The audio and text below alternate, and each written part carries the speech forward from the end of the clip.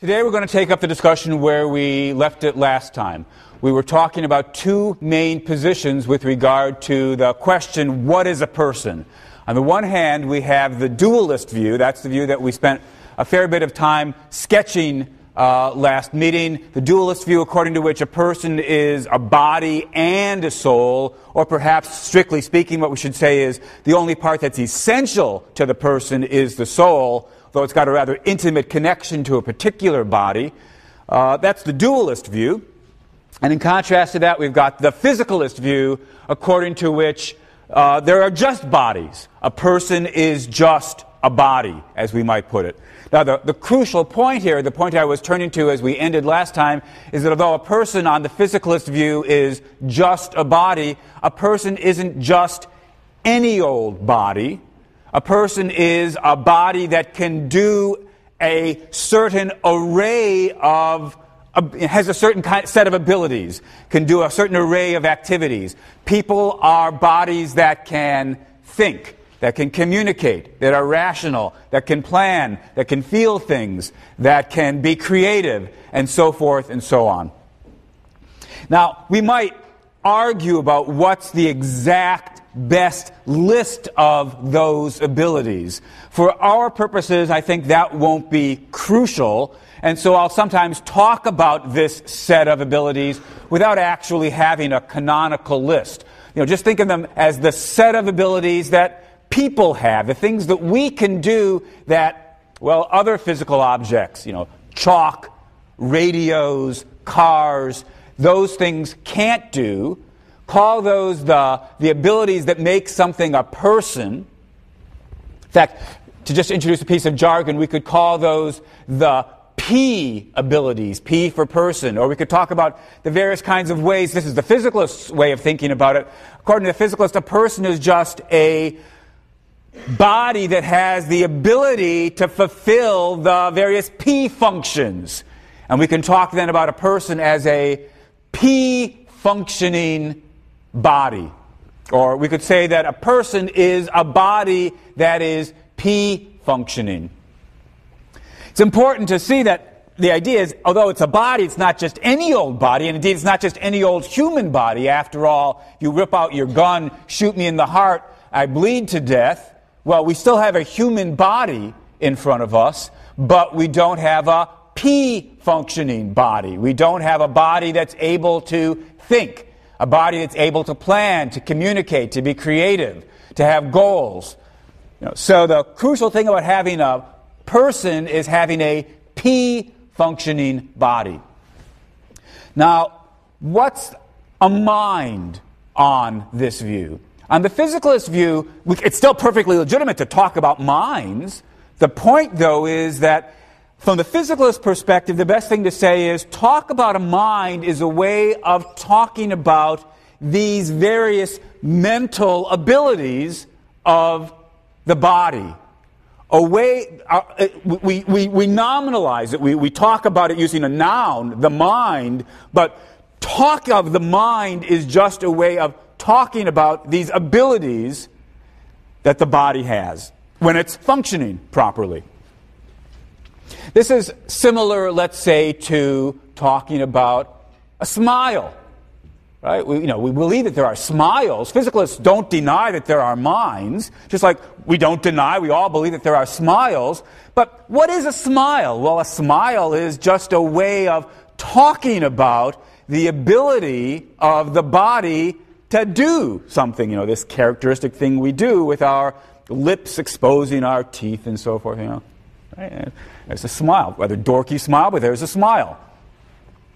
Now, if you were listing the parts of the body, you would list the teeth, you would list the lips, you would list the gums, you would list the tongue, but you wouldn't list the smile. So, should we conclude as dualists that, well, smiles are these extra non-physical things, that have a special intimate relationship with bodies? Well, you could imagine a view like that, but it would be rather a silly view. Talking of a smile, talk about a smile, is just a way of talking about the body's ability to smile. There's no extra part.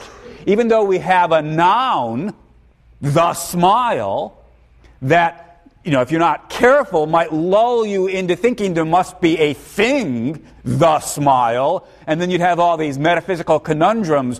Where is the smile located? Well, it seems to be in the vicinity of the mouth, right? But the smile isn't the lips, the smile isn't the teeth, so it must be something non-physical. No, that would just be, a silly way to think about smiles. Talk of smiles is just a way of talking about the ability of the body to smile, to form a smile. That's an ability that we have, our bodies have. Similarly then, according to the physicalist, talk of the mind, despite the fact that we have a noun there, is just a way of talking about the abilities of the body to do various things. The mind is just a way of talking about the fact that our body can think, can communicate, can plan, can deliberate, can be creative, can write poetry, can fall in love. Talk of all of those things is what we mean by the mind, but there's no extra thing, the mind, above and beyond the body. That's the physicalist view. So it's important, in particular, to understand that from the physicalist point of view, the mind is not the brain, right? You might think, look, according to physicalists, minds are just brains. And that would be, that wouldn't be a horrendously misleading thing to say, because according to the best science that we've got, the brain is the part of the body that sort of is the seat or house or the underlying mechanical structure that gives us these various abilities. These P functions are functions that we have by virtue of our brain. So that might tempt you into saying the mind on the physicalist view is just a brain. But we probably shouldn't say that. Because after all, you shoot me, there's my corpse lying on the stage. Well, there's my brain. My brain is still there in my head. But we no longer have a person. The person has died. The person, it seems, no longer exists. Whether strictly that's the best thing to say or not is a question we'll have to come to in a couple of weeks. But it seems pretty clear that the mind has been destroyed, even though the brain is still there. So I think, at least when there's the need to be careful, maybe we don't normally have the need to be careful, but when there's the need to be careful, we should say, talk of the mind is a way of talking about the P functioning of the body. And our best science suggests that a well-functioning body can perform these things, can think and plan and fall in love, by virtue of the fact that the brain is functioning properly. Right? That's the physicalist view. Now, if we take this view, we thought, look, on the dualist view, what was death? Death is presumably the separation of the mind and the body with the destruction, perhaps the permanent separation with the destruction of the body. What's death on the physicalist view? Well, there is no extra entity, the soul. The mind is just the proper P functioning of the body. So the mind gets destroyed when the ability of the body to function in that way has been destroyed. Death is roughly the end of this set of functioning. Again, this probably should be cleaned up, and in a couple of weeks we'll spend a day or half period trying to clean it up and make it somewhat more precise. But there's nothing mysterious about death from the physicalist point of view, at least about the basic idea of what's going on in death. I've got a stereo. Suppose I hold up my boombox for you, and it's playing music. That's one of the things it can do. And I drop it on the ground, smashing it. Well, it no longer can function properly. It's broken. It's no mystery why it can't function once it's broken. Death is basically just the breaking down of the body on the physicalist point of view so that it no longer functions properly. One other point worth emphasizing in sketching the physicalist view is this.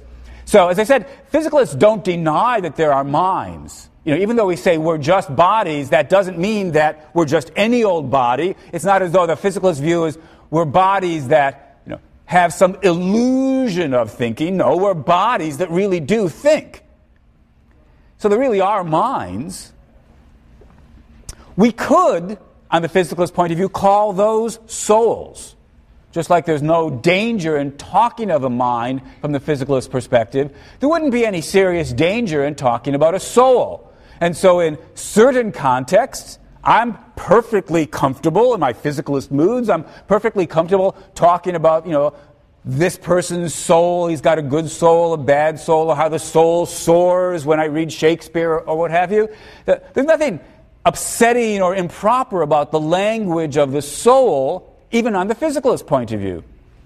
But in this class, just to try to keep us from getting confused, as I've indicated before, and I want to remind you, I'm going to save the word soul, I'm going to at least try to save the word soul, for when I'm talking about the dualist view. So we might put it this way. The neutral term is going to be mind. We all agree that people have minds, sort of the house or the seat of our personalities. And the question is, what is a mind? And the dualist position is that the mind is a soul, and the soul is an immaterial object. So when I use the word soul, I will try to reserve it for the metaphysical view according to which souls are something immaterial.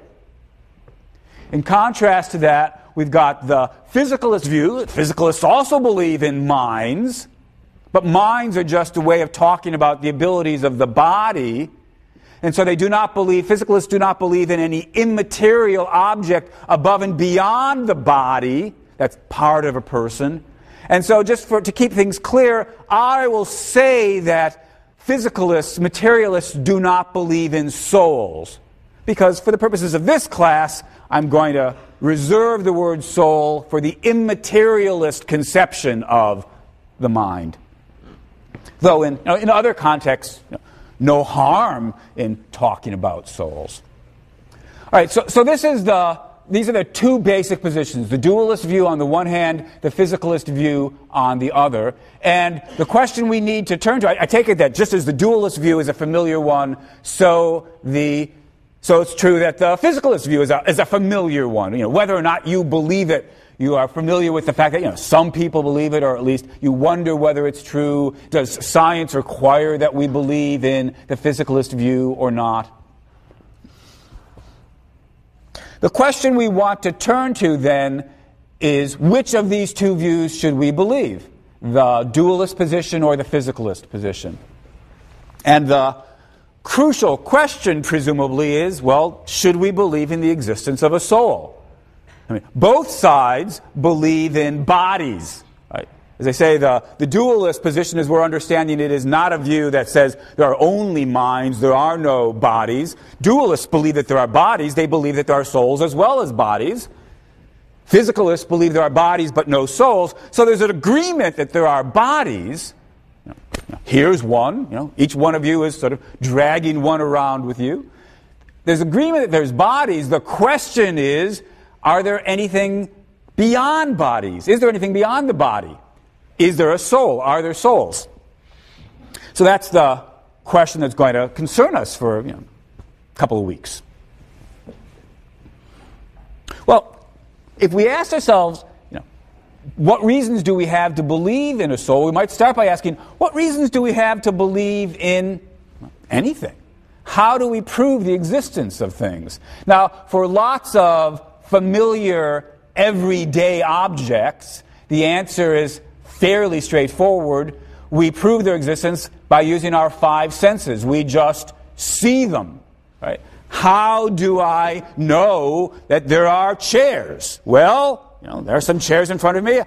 Open my eyes, I see them. How do I know that there's a lectern? Well, I see it. I can touch it. I feel it.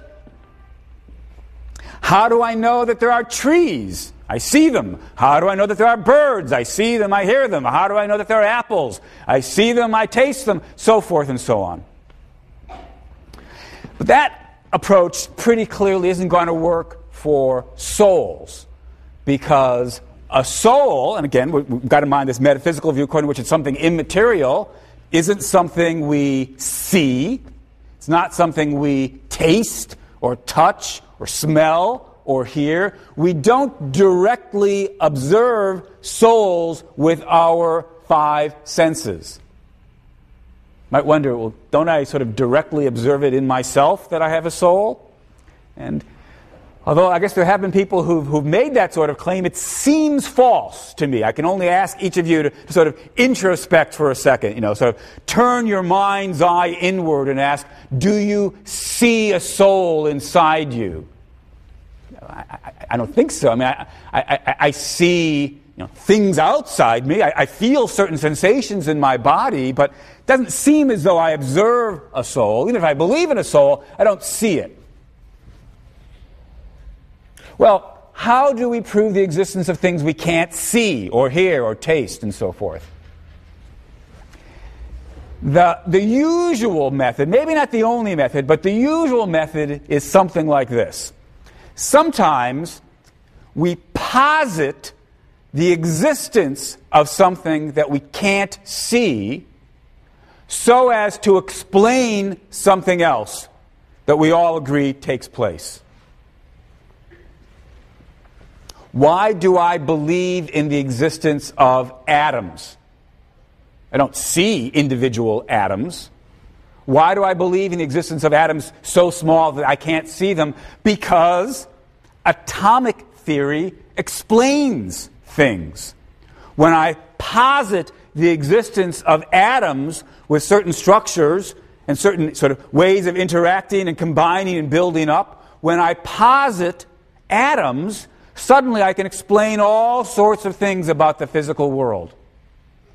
And so I infer the existence of atoms based on the fact that doing that allows me to explain things that need explaining. This is a kind of argument that we use all the time. How do I posit, why do I believe in X-rays even though I don't see them? Because doing that allows me to explain certain things. Why do I believe in certain planets, too far away to be observed directly through a telescope? Because positing them allows you to explain certain things about the rotation of the star, the gravitational fluctuations, what have you. We make inferences to the existence of things we can't see when doing that helps us to explain something we can't otherwise explain. This pattern of argument, which is ubiquitous, is called inference to the best explanation. Now, I want to emphasize this bit about best explanation. What we're justified in believing are those things that we need not simply when they would offer us some kind of explanation, but when they offer us the best explanation that we can think of. So, look, why am I justified in believing in germs, various kinds of viruses that I can't see? Or bacteria, or what have you? Because doing that allows me to explain why people get sick. Oh, but there's other things that would allow me to explain that as well. How about demons? Right? I could believe in demons and say, why did the person get sick and die? Well, it's demonic possession. Why aren't I justified in believing in the existence of demons? It's a possible explanation, but what we seem to be justified in believing is not just any old explanation, but the best explanation. So we've got two rival explanations. We've got roughly germ theory and we've got demon theory. And we have to ask ourselves, which of these does a better job of explaining the facts about disease? Who gets what kinds of diseases, how diseases spread, how they can be treated or cured when they kill somebody. And the fact of the matter is, demon theory doesn't do a very good job of explaining disease, while germ theory does do a good job. It's the better explanation. And so we're justified in believing in germs, but not demons. So it's a matter of inference, not just to any old explanation, but inference to the best explanation. All right, so what we need to ask ourselves then is, what about the soul? Can't observe souls, but here's a possible way of arguing for them. Are there things that need to be explained that we could explain if we posited the existence of a soul, an immaterial object, above and beyond the body?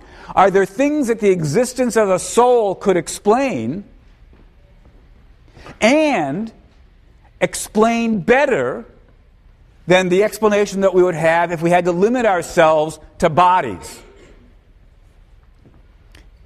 You might put it this way, it's sort of the easiest version of this kind of argument for our purposes. Are there things about us that the physicalist cannot explain? Are there mysteries or puzzles about people that the physicalist just draws a blank, but if we become dualists, we can explain these features? Suppose there was a feature like that, feature F.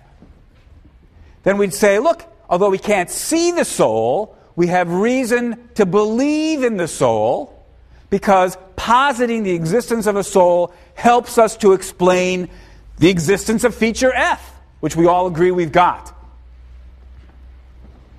Suppose it was true that you couldn't explain love from the physicalist perspective, but we all know that people do fall in love, but souls would allow us to explain that. Well, boom, we'd have an argument for the existence of a soul. It would be an example of inference to the best explanation.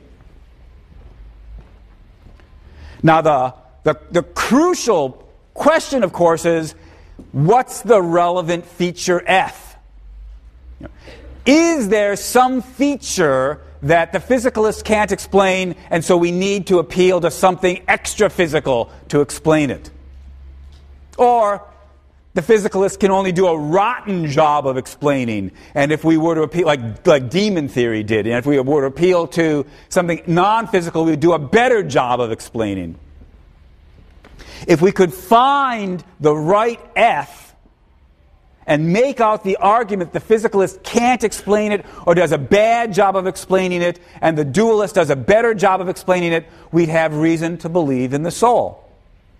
Like all arguments in philosophy, it would be a tentative argument. We'd sort of have some reason to believe in the soul until we sort of see what the next argument comes down the road, but at least it would give us some reason to believe in the soul. So what I want to do is ask, what might feature F be? Is there any such feature F? And it's probably also worth underlining the fact that what I'm really then doing is running through a series of arguments. Inference to the best explanation is not a single argument for the soul. It's rather the name for a kind of argument. And depending on what F you fill in the blank with, what pet feature or fact you're trying to explain by appeal to the soul, you get a different argument.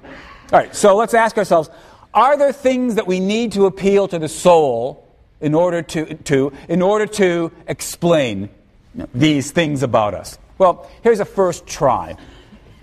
Actually, let me start by saying I'm going to distinguish two broad families of characteristics we might appeal to.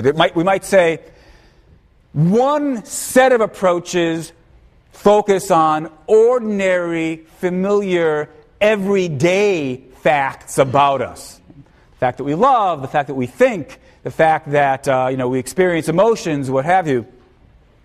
These are sort of ordinary features of us, and I'm going to start with those, and then I'll turn eventually to another set of possible things that might need explaining, which we might think of as extraordinary, supernatural things. Maybe there are certain supernatural things about communication from the dead or near-death experiences that need to be explained in terms of the soul. So we'll get to those, but we'll start with sort of ordinary, everyday, humdrum facts about us. Even though they're ordinary and familiar, it still could turn out that we need to appeal to souls in order to explain them. So, to start, how about this?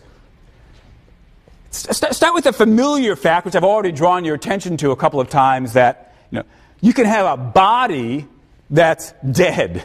You can have a corpse, and that's clearly not a person. It's not a living being. It's not a person. It doesn't do anything. It just lies there. Whereas your body, my body, is animated, right? I move my hands around. My mouth is going up and down. It walks from one part of the stage to the other part of the stage. Maybe we need to appeal to the soul in order to explain sort of what animates the body. And the thought would be, when the soul and the body have been separated, such the dualist explains, the soul has lost its ability to give commands to the body, and so the body's no longer animated. So we've got a possible explanation of the difference between an animated and an unanimated or inanimate body. To it, is the soul in contact of the right sort with the body? There's a possible explanation. Might say, look, the physicalist can't tell us that because all the physical parts are still there when you've got the corpse, at least if it's a fresh corpse before the decay has set in. So we need to appeal to the existence of a soul in order to explain the animation of bodies like the ones that you and I have. Well, I said I was going to run through a series of arguments, but that doesn't mean that that lights have just turned off. I don't know why. Doesn't mean that I'm going to run through a series of arguments. It doesn't mean that I think the arguments all work. Right? Now, I announced on the first day of class that I don't myself believe in the existence of a soul. And as such, it shouldn't be any surprise to you that what I'm going to do as we run through each of these arguments is say, I'm not convinced by it, and here's why. Now, since I think that the argument I'm about to sketch, and I've just started sketching the first of is, fails, I hope you'll think it over and you'll eventually come to agree with me, yeah, these arguments don't really work after all. But what's more important to me is that you at least think about each of these arguments. Is this a convincing argument for the existence of a soul? If you think so, what response do you want to offer to the objections that I'm giving? If this argument doesn't work, is there another argument for the existence of a soul that you think's a better one? All right. So, first argument. You need the soul in order to explain the animation of the body. Well, from the physicalist point of view, of course, the answer is going to be too quick. To have an animated body, you need to have a functioning body.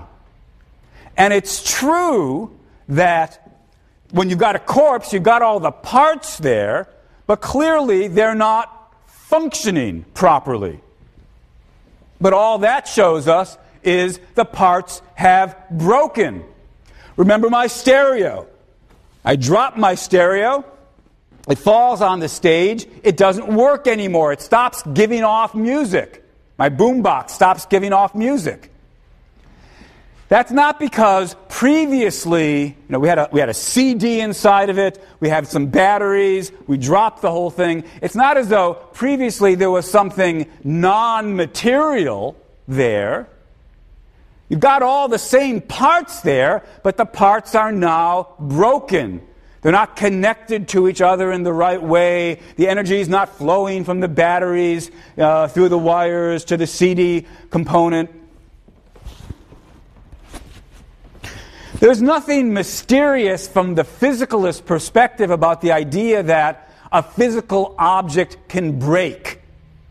And so although we need to offer a story about what makes the parts work when they're connected with each other and interacting in the right way, there's no need to appeal to anything beyond the physical.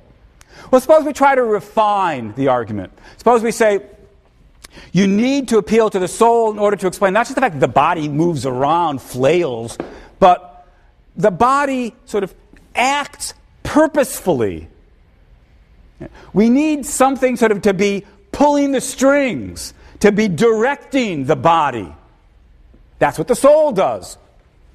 So says the dualist.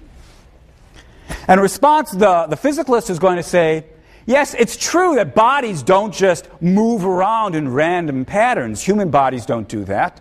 So we need something to direct it, but why couldn't that just be one particular part of the body plays the part of the command module? Suppose I've got a heat-seeking missile, which tracks down the plane.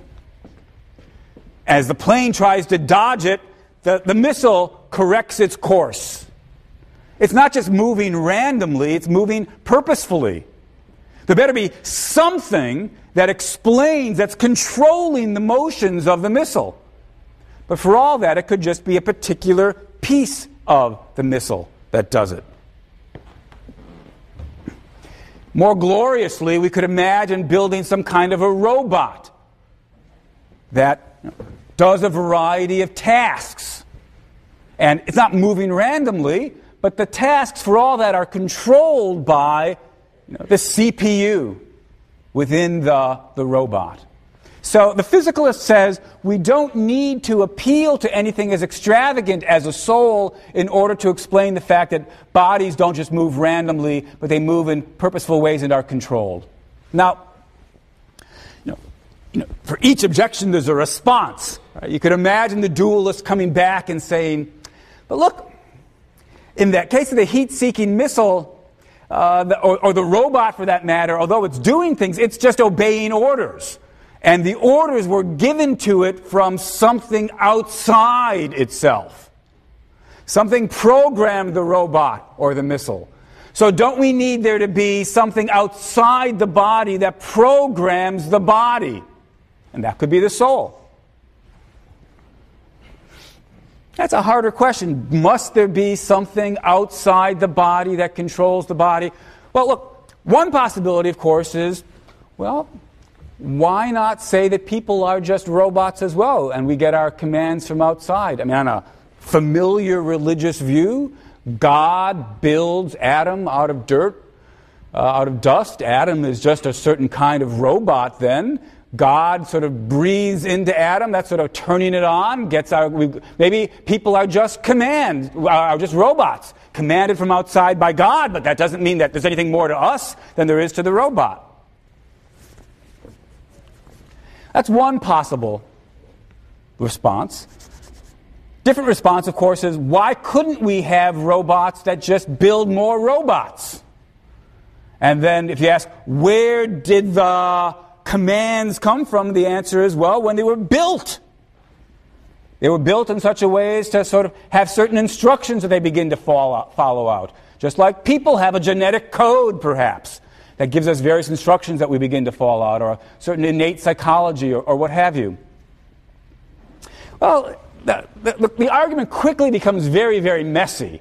And the soul, the fan of the soul, begins to want to protest, but look, we're not just robots. We're not just robots with some sort of program in our brain that we're following. We've got free will. And robots can't have free will, and so there's got to be something more to us than robots. We can't just be physical things. This is an interesting argument, but I think it's a new argument. So we started with the idea you needed to appeal to souls in order to roughly explain why human bodies move, why we're animated, or why we move in non-random ways. And I think it's fairly clear that you don't need to appeal to souls in order to do that. Appeal to a physical body suffices, I think, to have an explanation as to the difference between an animated and an inanimate body, how bodies will move in non-random ways. If the brain is our CPU, then we'll behave in deliberate, purposeful ways, just like a robot will behave in deliberate, purposeful ways. So this initial argument, I think, is not compelling. Still, we might wonder, what about this new argument? What about the fact that, so we said, look, there's a family of arguments, all of which have the general structure, inference to the best explanation. You need souls in order to explain feature F. Plug in a different feature F and you get a new argument. The one we started with, you need the body to explain the animation. You need the soul to explain the animation of the body. That argument, I think, doesn't work. But now we've got a new one. You need the soul in order to explain free will. Let me come back to that argument later. It's a good argument. I mean, it's an argument well worth taking seriously, but let's come back to it later. First, let's run through some other things that might be appealed to as candidates for feature F. Suppose somebody says, look, it's true that we don't need to appeal to souls in order to explain why bodies move around in a non-random fashion, but people have a very special ability, and so the argument goes, that mere bodies couldn't have, physicalists can't explain. That's the ability to think. It's the ability to reason. People have beliefs and desires, and based on their beliefs about how to fulfill their desires, they make plans. They have strategies. They reason about what to do. This tightly connected set of facts about us, beliefs, desires, reasoning, strategizing, planning. You need to appeal to a soul, so the argument goes. You need to appeal to a soul to explain that. No mere machine could believe. No mere machine has desires. No mere machine could reason. Now, it's easy to see why you might think that sort of thing when you stick to sort of simple machines. It's pretty clear that there are lots of machines that it doesn't seem natural to ascribe beliefs or desires or goals or reasoning to. My lawnmower, for example, doesn't want to cut the grass. Even though it does cut the grass, it doesn't have the desire. It doesn't think to itself, how shall I get that blade of grass that's been eluding me? So it's easy to see why we might be tempted to say no mere machine could think or reason or have beliefs or desires. But that argument's much less compelling nowadays than I think it would have been 20 or 40 years ago. In an era of computers, it seems, with quite sophisticated computer programs, it seems, at the very least, natural to talk about beliefs, desires, and reasoning, and strategizing. So suppose, for example, we've got a chess-playing computer. On my computer at home, I've got a program that allows my chess to play computer. I myself stink at chess. This program can beat me, blind. So I move, my bishop. The computer moves its queen. What do we say about the computer? Why did the computer move its queen, or its virtual queen? Why did the computer move its queen? Well, the natural thing to say is it's worried about the fact that the king is exposed, and it's trying to block me by capturing my bishop. That is what we say about computer playing programs. Now, think about what we're doing. We're ascribing desires to the program. We're saying it's got an ultimate desire to win the game, certain subsidiary desires to protect its king, to capture my king, certain other subsidiary desires, no doubt, to protect its various other pieces along the way. It's got beliefs about how to do that by blocking certain paths or by making other pieces on my side vulnerable. It's got beliefs about how to achieve its goals, and then it puts those combinations of beliefs and desires into action by moving in a way that's a rational response to my move. So it looks as though the natural thing to say about the chess-playing computer is it does have beliefs, it does have desires, it does have intentions, it does have goals, it does reason, it does all of this. It's rational to this limited extent. It's only able to play chess, but to that extent, it's doing all these things. And yet, we're not tempted to say, are we, that the computer has a non-physical part. We can explain how the computer does all of this in strictly physical terms. And of course, once you start thinking of it this way, it's natural to talk this way across a variety of things that the computer may be trying to do.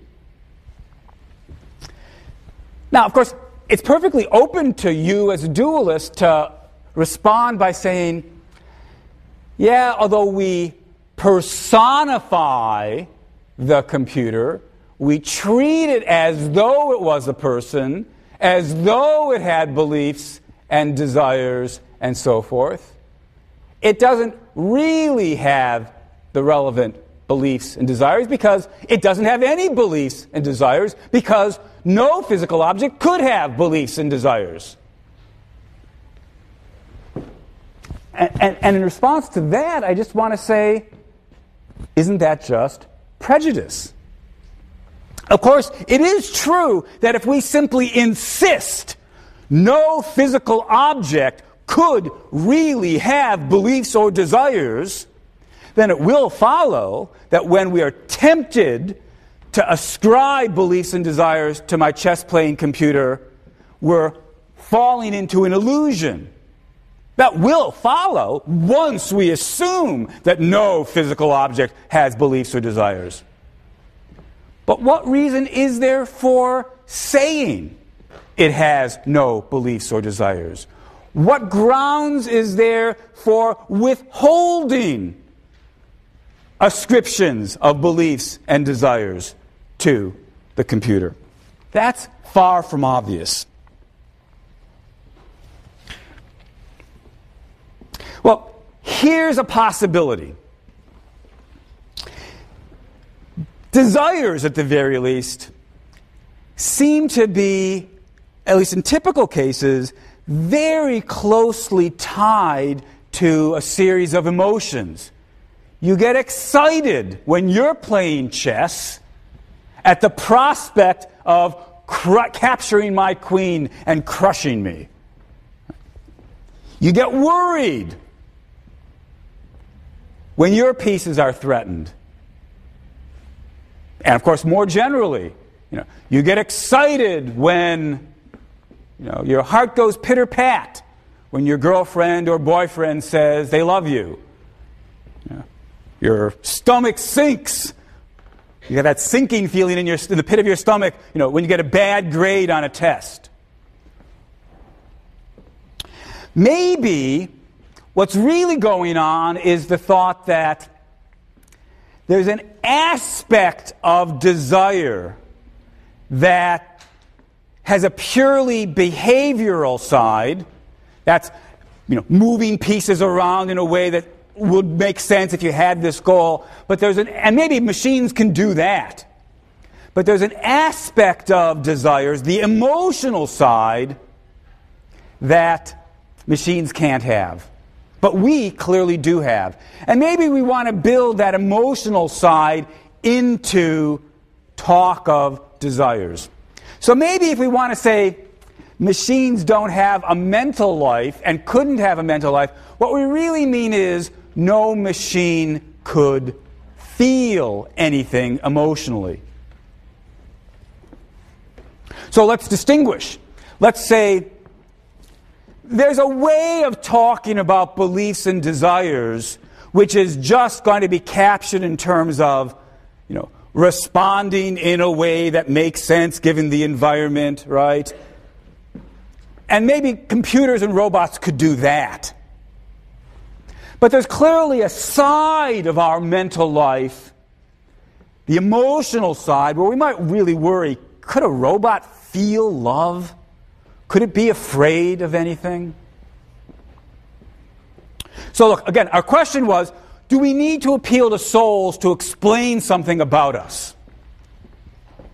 Physicalist says no. Dualist says yes. If what we mean is the mental But the aspect, the behavioral aspect of the mental, where even a chess-playing computer probably has it, then that's not a very compelling argument. Physicalists will say, look, that aspect of the mental is pretty clear. We can explain in physical terms. But let's just switch the argument. What about emotions? Can a robot feel emotions?